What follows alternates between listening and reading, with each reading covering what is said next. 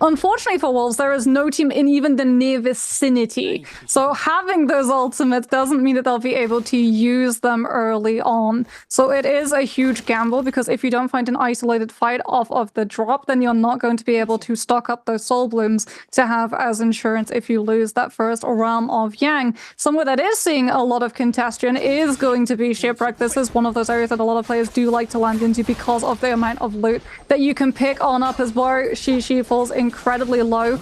Moonlight with that Justina F will be able to make sure that he stays alive, coming with the Dragon Slayers into Nezha's conversion. Throws out the focus horizontal off of the back of it as well, and absolutely home runs Roy Shishi out of the fight. He comes back in, however, taking a little bit of time off of that damage to be able to pick up great armor, get a reset, and come back into the mix. As J Team's XLY throws out the Tessa V1, trying to catch on to these players of FPX, which and Windwalls as well coming on through from Zem, so that the range pressure, if they try to keep on this attention onto J Team after the disengagement, is going to be blocked, as Dongqing does manage to find Nezhas onto both of the players on J Team. One of the reasons why Spirit is so incredibly strong. Yep. He lands it again, and as a result, because it's a golden focus follow-up, J-Team had to wait before they were able to re-engage, and as a result, it's allowed another team to come into the mix. Alliance with the third party capitalize and start finding these kills. Gorgeous parry comes out from Alliance's bow onto J-Team's Lee, and that is successful third party for Alliance, starting off incredibly strong. 4 kills already for their Sand Siphon team. It was actually a fourth party, because J-Team third party JL and FPX, so that was pretty brutal. Luckily for JL, they only lost, I believe, 1 player in all of that, so it's not the end of the world, but they did lose their purple fan, I believe, which they had, as OUG and EWG finding themselves down here in Celestia with the Bane's Breath coming down. Like, Bane's Breath, I believe, is controlled by OUG, as EWG don't have the swirling talismans around them, being like dead giveaway. Yep, it is going to be OUG. They are going to look to try and chase on to EWG, see if they can take this fight, but maybe a little bit hard. Looks like the disengage is coming in from EWG, but OUG are going to keep the pressure up. Looks like XJE has been found here for the moment. They're going to try and keep the pressure up onto them. Zinyu chasing forwards with that purple fans. The Viper stun looks to be coming down, actually. There could be a potential turnaround here. The stun has connected.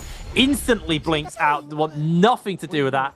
The tether actually, or the charm, connects onto 2 members of OUG, and it may have overstayed their welcome a little bit there. Are going to be able to heal up, get themselves reset, and EWG, 2 major CC ultimates used, and not really going to be able to capitalize on it. So EWG are going to be a little bit aware that this could be dangerous for them here, as OUG look for the re-engage. 14, now they're the one under risk. They portal out.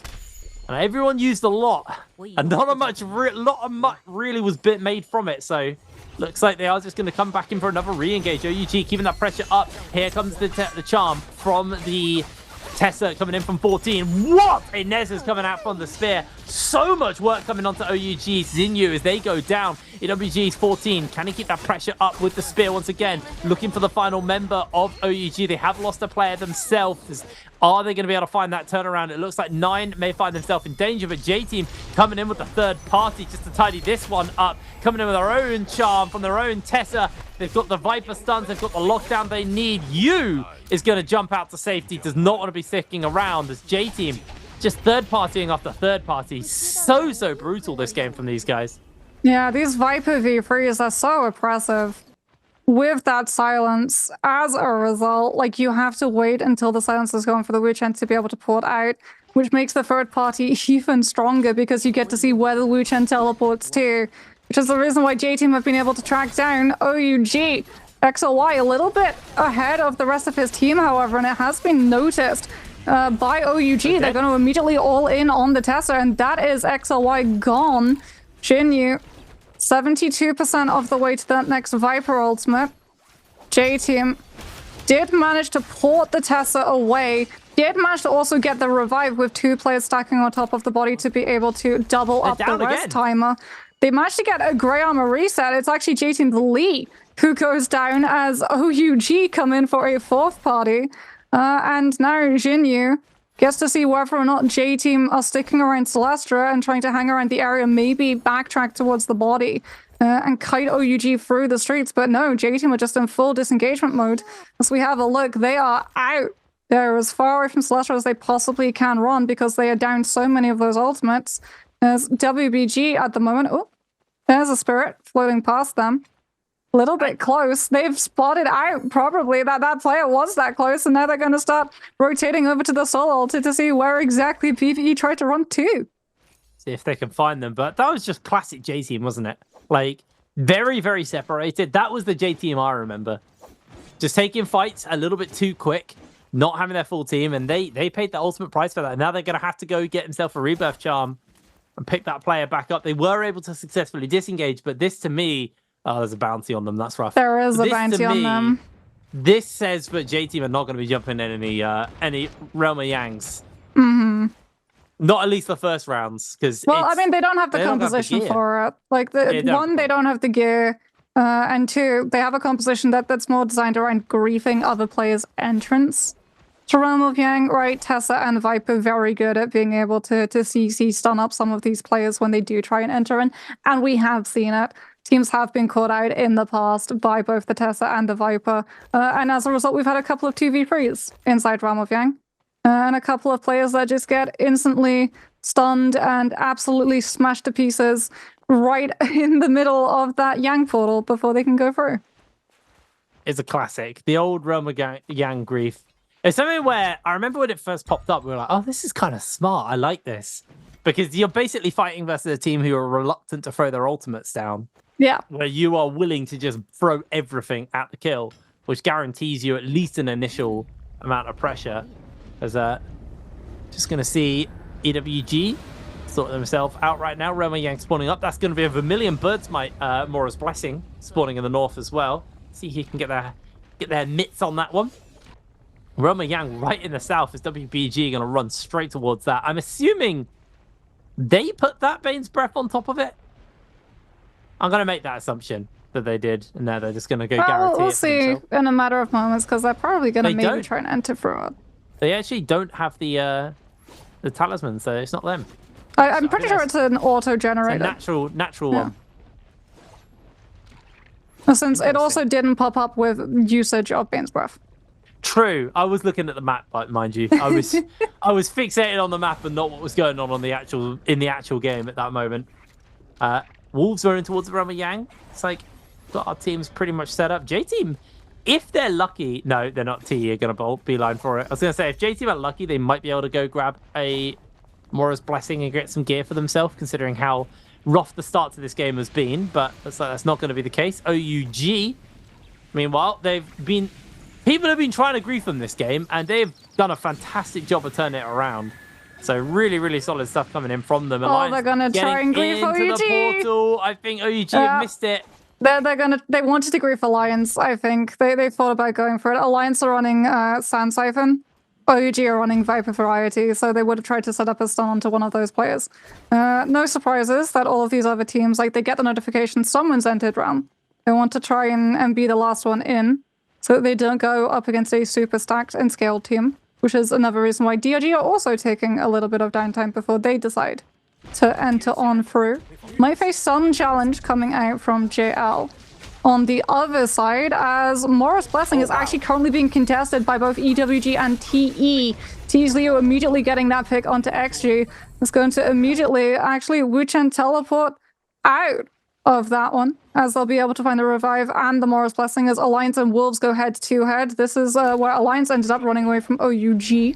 Bo, with that purple fan, decides to pop the F and try and run in. He's disguised the fact that he has that F in play as well, off of the back of going aerial, but the Wolves just not playing into him. There's the ultimate activation. Wolves them incredibly low, being hounded down by two players of Alliance. As you can just see Lane with that pole sword, shadowing his Takeda to be able to throw out those blue focuses after they've been locked into that stagger animation by eating the Furin shove. Wolves' egg now under fire from Bo into the Merciless Havoc. Does he go? Gorgeous little side angle that Revenge takes. Very similar to the way that we saw game one with the Flamer from the Temi. Just stacking onto their side so that the Furin shove sets up that extra little bit of damage afterwards. I'm convinced Alliance are actually really cracked. Like, these guys are super, super good. Both played that very, very well. Both times using the F in the air just to try and hide what they were up to. Doing so much work there. Bo, really, really well played. And this is screaming to me a team who aren't just yelling, get this person, this person, this person. It's I'm gonna stagger. You're gonna use that blue. Like they're just playing it so smart. It's very methodical, and it seems like, you know, the communication is super relaxed. As OUG actually looking to jump in onto Alliance. Both these teams have a million bird smites, so it's a fretless fight for either side. Nobody really loses too much unless they parry and lose a nice weapon. As Bo losing a fair amount of HP here, getting himself locked in place. They are just absolutely caught out by the charm. Are going to be able to use that F to stagger, find themselves a parry onto ZU, and out with the blink. That fight just got a little bit too hairy for OUG, but Alliance know where they went. They saw that in the distance. Bo's going to quickly get an armor pot off and look to continue on with the pressure. They have got themselves one last cast of that ultimate from Bo. Bo losing a lot of HP, trying to find a good opportunity to line the shot up. Is not going to be able to find it, so they're just going to have to activate that F once again. But OUG keeping the pressure up onto Bo. Bo going in for you, going to step back and just heal himself up. The zip heal comes in, SS goes down. That's one, that's two, that's OUG losing their buff. Beautiful play there from Alliance. Yeah, oh man, Bo's Takeda, like you said, really, really good. Just utilizing that F in the air, making it so much harder for OUG to play into him as a result. Now we're going to be seeing JDG versus Wolves. Wolves needing to win this fight since they lost their realm of Yang. Zip ultimate is going to get popped from ZK. Sedated Soul, however, not been procced just yet. Gem going incredibly low, does get the reset off of the Soul Bloom in front. And now it's going to be Wolves just trying to find the cleanup, lovely little lock-in with those nunchucks. So that Gem is able to follow up with the fan RMB. And this is what you're going to start to see from Trios as well. Like you said, there's a lot of coordination, there's a lot of communication. It's not, we're all just going to mash attack on one specific target. They're very methodical with how they take these fights, with how they stage them up to make sure that they do as much as possible to minimize the risk of things like the fan RMB and the pulse sword charge RMB properly getting parried out, things that you wouldn't tend to see in solos like the Spear, the Dragon Slayer's Internationals, which is so easy to parry in an isolated 1v1, really flourishing inside Trios as a result. WBG's Bygate does get hit by the Viper V3, however, that's now going to be removed and he can come in with the Takeda ultimate to control all of the spacing. As a result, TE port, unfortunately for them, it's a port directly in front of WBG. LYD is so incredibly low. He has to try and obscure line of sight by going into the cliff face. He has been able to make it pretty far because some of those grapples from WBG didn't actually connect into the spacing that they wanted to be able to continue that chase as much as they wanted. Plus, WBG not running the Justina this time around, so they can't use the Justina V1 to be able to collapse on in. Instead, they'll still be able to find LYD as inside this building is very quickly becoming a mausoleum. As DRG's Moonlight tries to come in with that scale rush into the Justina ultimate, tries to throw it out again. This time does get parried. The freeze still being set up, however, onto all of these players. And I think that's actually the Shaolin Spear Soul Jade as well, which does so much damage when you're able to find an avenue of a fight to throw it in. Well, it doesn't look like J-Team were able to take one player down, so that's a pretty big one off the back of that. But J-Team continue to be griefed in this game. It's been a pretty rough one for them as they are unfortunately eliminated off the back of that. Quiet game from JL, only a single point put together for them, but I think the start of this game may have spooked them a little bit when they had OUG and I can't remember who else chased them. They had a whole bunch of people chasing them. It got messy pretty quick. Actually, no, that was FPX chasing them, and then J-Team third party. That's what happened. They've been a little spooked this one, but it does look like JL have got OUG in their sights right now. So you're looking like a bit of a blueberry, easy to pick off.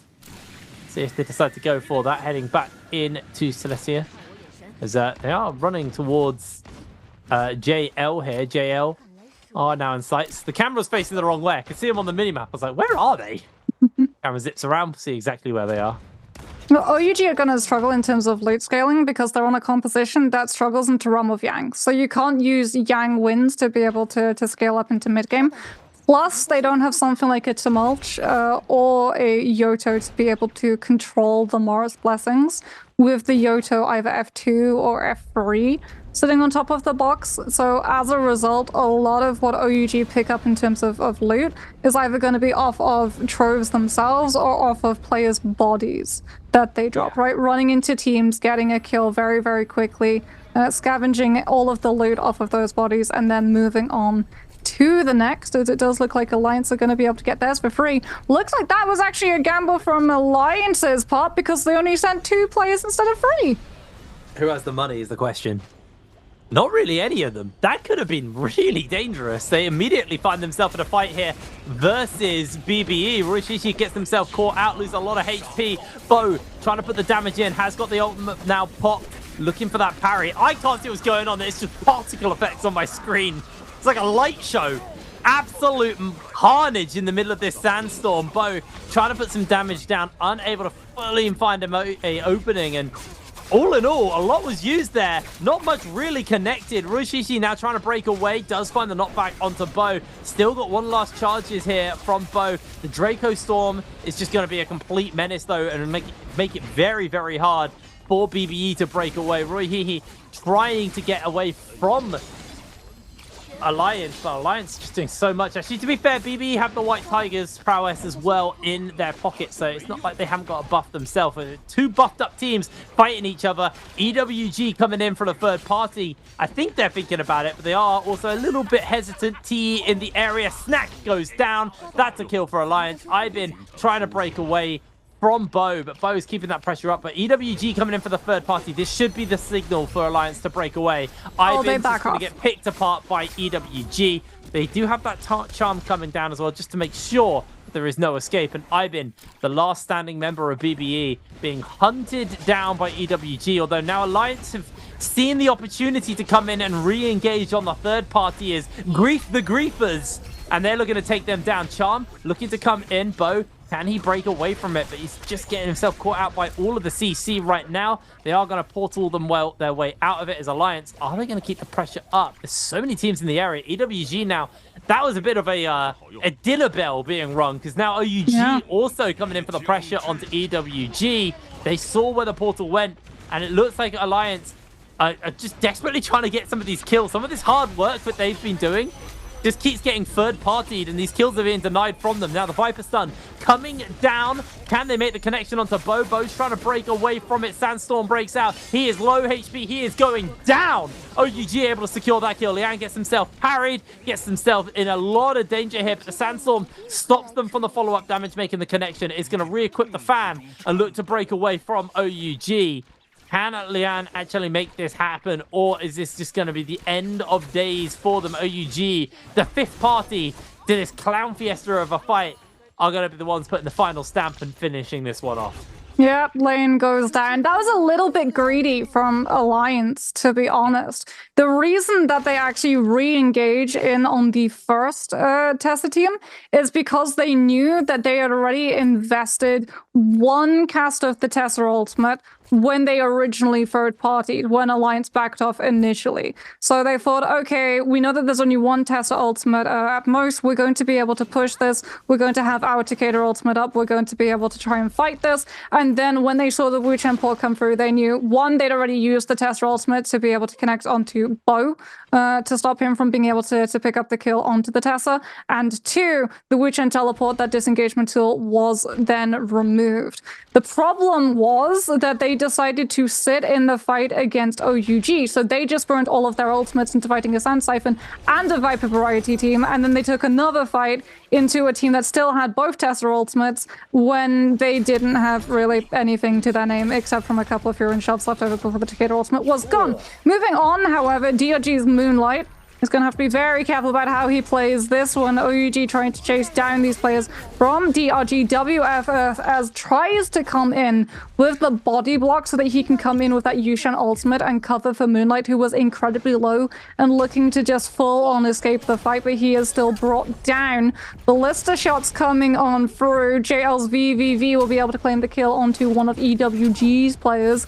As unfortunately, TXJ is still just going to be held into position as DRG WFZ still inside that UA Shan ultimate is going to immediately turn back onto VVV, who tried to get the revive onto TXJ before his body went too low to be brought down. And as a result, he could maybe have been able to stick that tap onto the Yodo, but the UAShan is able to cancel it out. And now VVV has to try and fight against two players, BBE and JL, going to be able to take down Roy Sha. BBE Snack still in play, however, as I do believe is the Ballista. VVV having to be very, very careful about how he plays this as the corruption tick damage does continue to increase. He's able to land the Hepta into the toothpick, into the launcher, into the follow-up vertical when Snack is on the ground. And we're going to see him hit the 1-2 light confirm into the setup for the F3. Snack trying to find an opportunity to use this fan, throws out the RMB, grabs VVV, and he's stuck in the animation. He's stuck in the scoop Jake, which means he can't get into the mech pillar, but Snack still goes down. That is so tragic. They did have berries, but I don't think they were going to have time to get them off in time. So, unfortunately for Snack, their snacks will not help them today. Down they go. They don't give a kill over, though. They did just go down to the corruption. So, no points getting scored for their death. Not the end of the world, but that is them knocked out of the game now off the back of that one. It has been a bloodthirsty game, Moxie. 12 players, 4 teams left, and this is a big circle. This could end early. Yeah, I told you, Fireflies. Like, they may not change the compositions now, but they do increase the aggression. It's weird, because every Morris R I've had has been super chill. Oh, every single Morris I've had has just literally been, we start aggressive, we continue aggressive, we end aggressive. Speaking of aggressive, OUG are going to get incredibly aggressive and force a Wichan TP.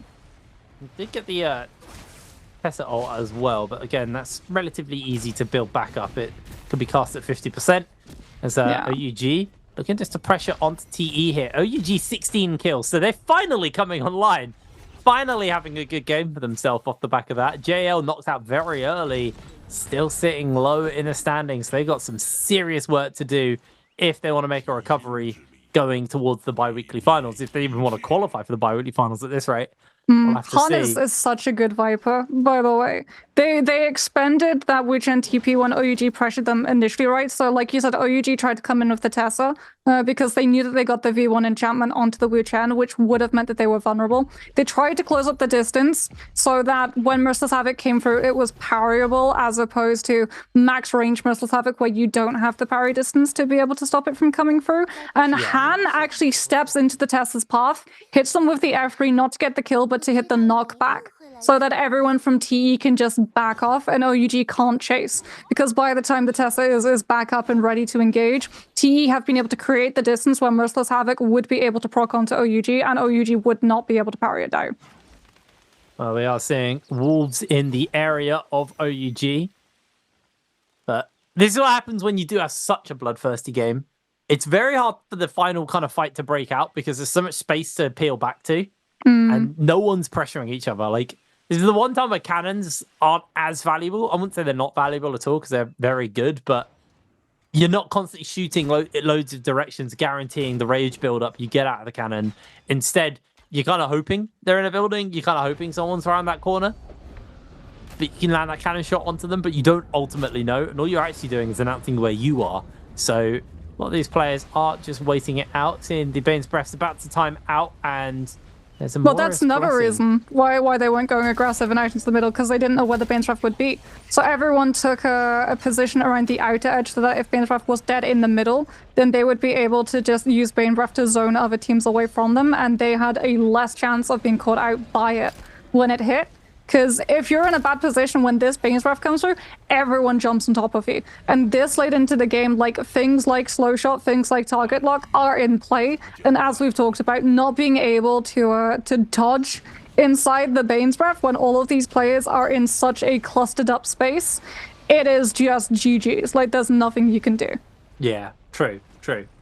Well, Bane's Breath's timing out in 13 seconds time, so expect to see that come to an end and teams maybe look for a fight with each other, but right now Bane's Breath is just making a no man's land dead center in the circle. Does look like OUG are trying to get their hands onto this Mora's Blessing, and they're going to successfully get away with it. golden, can't see what that is. Golden armor, and there it is, golden pole sword, I believe that is. Or is that a spear? That's pole sword. That's pole the sword, okay. extreme pole sword skin. Yes. Got really confused there for a second. Well, it looks like right now that the Bane's breath is worn out, the team's feeling comfortable to go for those shots at each other. Wolves ZK trying to land those bow shots, not able to quite make his mark, unfortunately. A couple of cannon shots coming in from Zem here. Trying to land them on to Sleepwalker. Sleepwalker actually doing a good job of evading for the moment. I think he's got repair roll because he instantly repaired that cannon, which is a pretty common combination. Rupture Gale Orb, Flame Breath, and repair roll. Yeah, Charm he's connects. rolling. WBG getting kind of toasted here a little bit. The Sandstorm definitely doing a lot to save them because that could have been real messy. He is just inside the cave, by the way. Wait, what? They're inside the cave. They've just come out. They were using the inside of the cave before Zone collapsed in to be able to sort of like keep a hold of all of their resources and throw Merciless Havoc in case anyone contested them. Speaking about Merciless Havoc, WBG try and hold this high ground and keep themselves away from cannon fire by using the natural cover of that cliff face. Going to be throwing out their own Merciless Havoc on cooldown. Blistering Edge, however, coming in from OUG. That's airdropped by Jinyu. Coming on in with that one, finds the immediate connection onto Baige, and that is going to be Baige going down immediately as OUG now move into the absent space that WBG have left behind them. SS chasing down Sleepwalker will be able to pick up the kill. As OUG, it does look like they were able to pick up one of their players. Or rather, actually, no, OUG were the ones that were able to take down WBG, rather, as they've kept all of their players alive. Looked like there was an armor swap too coming on out from you to be able to keep that Viper up from that pressure. There's TE now outside of that cliff on the low ground. Han having to scarish off of the tree, finding a position for this Viper to be, given the fact that he just used V3 and is going to be very vulnerable. Out comes the Flamers. Pure and Shoves coming on out from Wolves as they get aggressive. Tumult Ultimate dropped onto Jinyu to zone the Viper away so that everyone from Wolves can jump on top of the Tessa before the next ultimate comes on through from her. And that is job done. Tessa removed. Wolves know that they have the better ultimate economy now up against the Viper Variety team. Better for Wolves as well. A body drop means more resources to be able to get that Soul Bloom, get that Rage generated, and get that Takeda ultimate back up and running for Gem, who with that cannon is an absolute menace. As ZK on the fan follows up all of the stagger that the Takeda has set into motion, finds a kill onto TE's Han, and it's just going to be Wolves at the moment running this lobby in terms of momentum. TE's Leo left with no choice but to try and hold on to the high ground and hope that he goes unnoticed. As Jinyu tries to come in with the F3, doesn't find a connection. Wolves ZK going incredibly low. OUG's U trying to find an opportunity. The Wu Chen TP so that Jinyu can try and just stay alive long enough.